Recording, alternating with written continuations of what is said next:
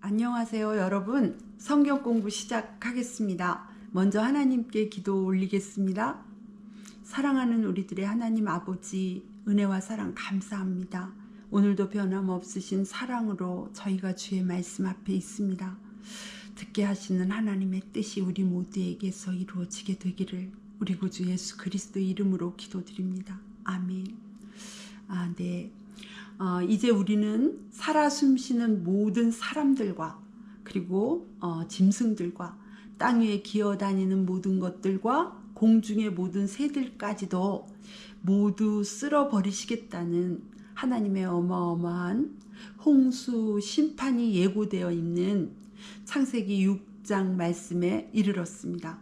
창세기 6장 1절에서 2절입니다. 사람들이 땅 위에 늘어나기 시작하더니 그들에게서 딸들이 태어났다. 하나님의 아들들이 사람의 딸들의 아름다움을 보고 저마다 자기들의 마음에 드는 여자를 아내로 삼았다. 아멘.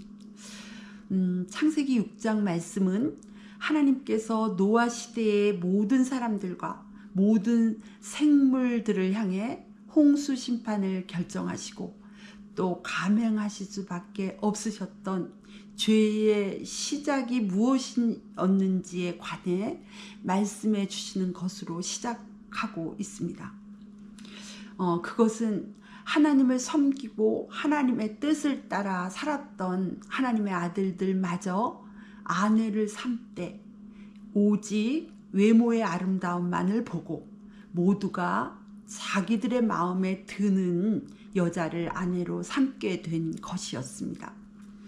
하나님의 아들들마저 이제 안목의 정욕대로 자기 소견에 오른 대로 자기 마음에 드는 대로 행하게 된 것입니다. 믿음을 버리고 하나님을 떠나서 하나님의 뜻은 안중에도 없이 자기 마음에 드는 대로 자기 좋을 대로 행하게 된 삶 말입니다. 이런 하나님의 아들들의 타락한 삶의 결과는 노아 시대의 끔찍한 죄악성을 낳게 되었고 이어서 하나님의 심판을 받는 것이었습니다. 요한복음 1장 12절입니다. 그러나 그를 맞아들인 사람들 곧 그 이름을 믿는 사람들에게는 하나님의 자녀가 되는 특권을 주셨다. 이들은 혈통에서나 육종에서나 사람의 뜻에서 나지 아니하고 하나님에게서 났다. 아멘. 예수님을 믿는 우리가 하나님의 자녀가 된 우리가 하나님의 뜻을 저버리고 안목의 정욕, 육신의 정욕을 따라 우리 마음대로 우리 소견에 오른 대로 살아가도 될까요? 오늘 본 말씀은 결코 그렇게 살아가서는 안 된다고 우리를 교훈하고 있습니다. 지금 우리가 경험하고 있는 무법천지가 되어버린 듯한 이 현실은 그 누구보다 먼저 하나님의 자녀들인 우리들의 책임임을 오늘 하나님의 말씀은 경고하고 계십니다. 하나님의 말씀을 무시하고 하나님의 자녀답게 살지 않은 우리들의 책임 말입니다. 이어지는 말씀입니다. 창세기 6장 3절입니다. 주님께서 말씀하셨다. 생명을 주는 나의 영이 사람 속에 영원히 머물지는 않을 것이다. 사람은 살과 피를 지닌 육체요 그들의 날은 120년이다. 아멘. 사람에 대해 하나님께서 너무나 실망하신 것 같습니다. 창세기 5장에서의 800년 넘게 900년 넘게 1000년 가깝게 살았던 사람의 생명은 이제 120세로 단축되게 되었습니다. 사람의 죄로 인해 다시 내리실 수밖에 없는 하나님의 아픈 결단 아니셨겠습니까? 앞으로 범죄한 사람들이 살아가게 될 세상을 너무나 잘 아시는 하나님의 눈물 어린 사랑의 결단 말입니다. 지금 이처럼 죄악이 관영한 세상에서 사람의 수명이 여전히 1000년에 가깝다면 그 형편이 어떠할까요? 우리 모두에게 결코 좋은 일은 아닐 것이 분명합니다. 이어지는 말씀입니다. 창세기 6장 4절입니다. 그 무렵에 그 후에도 얼마 동안 땅 위에는 네피림이라고 하는 거인족이 있었다. 그들은 하나님의 아들들과 사람의 딸들 사이에서 태어난 자식들이었다. 그들은 옛날에 있던 용사들로서 유명한 사람들이었다. 아멘. 이어서 성경은 하나님의 아들들과 사람의 딸들 사이에서 태어난 네피림에 대해 전하고 있습니다. 그들은 거인족이었고 용사였고 유명한 사람들이었다는 것입니다. 세상적으로 힘있고 잘 나가는 사람들이었다는 말이지요. 네피림이 소개된 후 바로 이어지는 말씀은 사람의 죄악이 세상에 가득 차서 하나님께서 사람 지으셨음을 후회하시고 마음 아파하셨다는 내용입니다. 거인족이고 힘이 있고 유명한 것이 다 무슨 소용이냐 하시는 것이 아니겠습니까? 그들 또한 죄악으로 가득 찼고 하나님 앞에서는 심판받아야 할 죄인들일 뿐이었으니 말입니다. 우리가 어디에 가치를 두고 살 것인지 또 누구 앞에서 살 것인지 다시 한번 생각하지 않을 수 없습니다. 창세기 4장 5절에서 6절입니다. 주님께서는 사람의 죄악이 세상에 가득 차고 마음에 생각하는 모든 계획이 언제나 악한 것뿐임을 보시고서 땅 위에 사람 지으셨음을 후회하시며 마음 아파하셨다. 아멘. 최악의 자식은 부모에게 내가 왜 저 자식을 낳았던고 싶은 후회나 탄식을 하게 하는 자식이 아닐까요? 오죽이나 속을 썩이면 부모가 이렇게까지 말하겠습니까? 땅 위에 사람 지으셨음을 후회하시며 마음 아파하셨다는 하나님의 심정을 우리는 이렇게 이해할 수 있을 것 같습니다. 얼마나 마음이 상하시고 아프셨으면 행하시는 일이 완전하셔서 후회함이 없으시다는 하나님께서 후회하셨다고까지 말씀하시겠습니까? 그렇습니다. 성경은 사람이 저지르는 죄악에 관해 증언해 줄 뿐만 아니라 그 사람의 죄악으로 인해 탄식하시고 고통하시고 신음하시는 하나님의 심정에 대해서도 증언하고 있습니다. 우리의 죄악으로 인해 십자가에 달려 고통하시고 신음하시는 예수님의 십자가 사건에 이르기까지 말입니다. 우리가 저지른 죄악으로 인하여 이처럼 하나님께서 탄식하시고 고통하시고 또 마음 아파하신다는 사실, 그리고 마침내 우리의 죄악 때문에 하나님의 외아들이 십자가에 매달려 죽기까지 하셔야 했던 사실에 대해 믿고 있고 알고 있습니다. 그럼에도 만약 우리가 예수님을 믿지 않던 때처럼 별다르지 않게 담대하게 계속해서 죄를 짓고 있다면 어떨까요?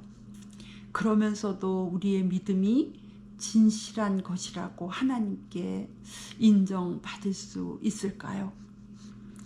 예수님께서 십자가 죽음을 통해 우리의 죄를 용서하시고 우리를 구원해 주셨으니 이제 우리는 죄를 지어도 괜찮다고 생각하는 것은 그야말로 십자가의 원수된 생각이 아니겠습니까? 예수님께서 십자가의 죽음을 통해 우리의 죄를 용서하시고 우리를 구원하셨으니 이제 더 이상 죄를 짓지 말아야겠다고 생각하는 것이 옳은 양심이고 바른 믿음 아니겠습니까? 우리의 죄를 대속해 주시려고 십자가의 죽음을 겪으신 예수님께서 친히 하신 말씀은 이러합니다. 마태복음 5장 29절에서 30절입니다. 내 오른 눈이 너로 하여금 죄를 짓게 하거든 빼서 내버려라. 신체의 한 부분을 잃는 것이 온몸이 지옥에 던져지는 것보다 더 낫다. 또 내 오른손이 너로 하여금 죄를 짓게 하거든 찍어서 내버려라. 신체의 한 부분을 잃는 것이 온몸이 지옥에 던져지는 것보다 더 낫다. 아멘. 우리 모두 십자가 은혜, 십자가 사랑, 십자가 능력 의지하여 적어도 죄를 짓지 않으려는 몸부림이 있는 참 믿음, 그럼에도 연약해서 넘어졌을 때 우리 마음을 찢는 참된 회개가 있는 참 믿음의 여정 걸어가야겠습니다. 창세기 6장 7절입니다. 주님께서는 탄식하셨다. 내가 창조한 것이지만 사람을 이 땅 위에서 쓸어버리겠다. 사람뿐 아니라 짐승과 땅 위를 기어다니는 것과 공중의 새까지 그렇게 하겠다. 그것들을 만든 것이 후회되는구나. 아멘. 사람이 하나님께 받은 영광과 은혜와 사랑은 이루다 헤아릴 길이 없습니다. 이 사실을 깊이 깨달은 시편 기자의 고백입니다. 시편 8편 4절에서 6절입니다. 사람이 무엇이기에 주님께서 이렇게까지 생각하여 주시며 사람의 아들이 무엇이기에 주님께서 이렇게까지 돌보아 주십니까? 주님께서는 그를 하나님보다 조금 못하게 하시고 그에게 존귀하고 영화로운 왕관을 씌워 주셨습니다. 주님께서 손수 지으신 만물을 다스리게 하시고 모든 것을 그의 발 아래에 두셨습니다. 아멘.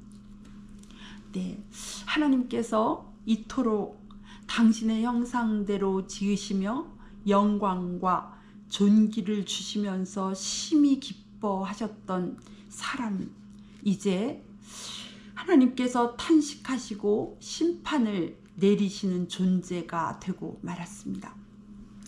그렇게 된 데에는 사람의 짓는 죄악이 있었습니다. 창세기 6장 말씀을 통해 죄악을 가볍게 여기는 것이 얼마나 위험하고 어리석은지를 성령의 빛 가운데 깨닫는 은혜가 우리 모두에게 있기를 소원합니다. 창세기 6장이 기록하고 있는 죄악이 가져다주는 결과를 똑똑히 보면서 말입니다. 그렇습니다. 죄악을 가볍게 여기는 것은 하나님을 경홀히 여기는 것만큼이나 어리석은 일입니다. 죄악을 가볍게 여기는 것도 하나님을 경홀히 여기는 것과 똑같이 우리에게 참혹한 결과를 가져다 주기 때문입니다. 그리고 성경이 가르쳐 주는 진실은 주님을 경외하는 것과 죄악을 미워하는 것이 분리되지 않는다는 사실입니다. 잠언 3장 18절은 주님을 경외하는 것은 악을 미워하는 것이라고 직접적으로 증언하고 있습니다.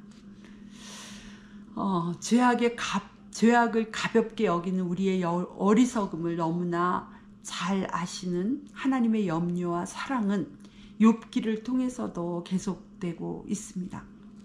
하나님은 먼저 우리에게 지혜가 얼마나 소중한 것인지를 깨우쳐 주시기 위해 지혜를 우리가 소중히 여기는 보석에 비유하여 이렇게 말씀해 주십니다. 욥기 28장 15절에서 19절입니다. 지혜는 금을 주고 살 수 없고 은으로도 그 값을 치를 수 없다. 지혜는 오빌의 금이나 값진 루비나 사파이어로도 그 값을 치를 수 없다. 지혜는 금보다 값진 것, 금잔이나 값진 유리잔보다 더 값진 것이다. 지혜의 값은 산호보다 수정보다 비싸다. 지혜를 얻는 것은 진주를 가진 것보다 값지다. 에티오피아의 토파즈로도 지혜와 비교할 수 없고 정금으로도 지혜의 값을 치를 수 없다. 어떻게 더 지혜의 소중함을 이보다 더 자세히 또 말할 수 있을까요? 하나님은 이렇게 지혜의 귀중함을 말씀하신 후에 욥기 28장 28절에 이렇게 말씀을 이어가십니다. 그런 다음에 하나님은 사람에게 말씀하셨다. 주님을 경외하는 것이 지혜요, 악을 멀리하는 것이 슬기다. 아멘. 우리를 향하신 하나님의 애절한 사랑, 애끓이시는 염려가 느껴집니다. 우리 모두 주님의 이 사랑 헛되이 하지 말고 하나님을 경외하고 죄악을 멀리하는 어느 보석을 얻는 것보다 지혜롭고 슬기로운 삶, 또 참 믿음이 있는 삶, 생명이 있는 생명의 삶으로 살아가야겠습니다. 아멘. 기도하시겠습니다.